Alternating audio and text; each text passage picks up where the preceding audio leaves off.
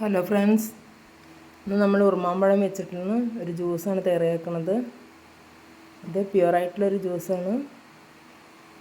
ഞാൻ ജ്യൂസറിലിട്ടിട്ടാണ് ജ്യൂസ് തയ്യാറാക്കുന്നത്.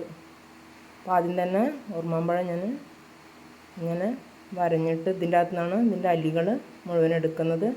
ഇത് 3 ഉറുമാമ്പഴം നമ്മൾ എടുത്തിട്ടുണ്ട്.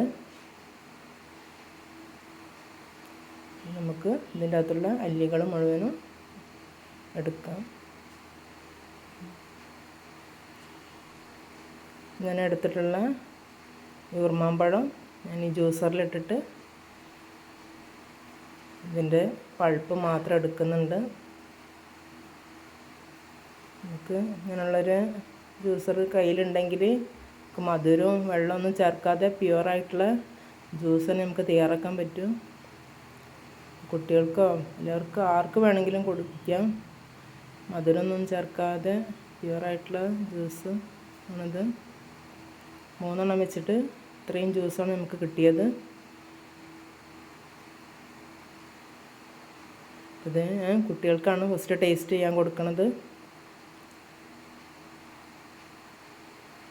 അവരുടെ അഭിപ്രായമാണിത്. അപ്പോൾ ഇത് ഇഷ്ടമായി എന്ന് വിചാരിക്കുന്നു. അടുത്ത വീഡിയോയിൽ കാണുന്നവരെ ബൈ ബൈ.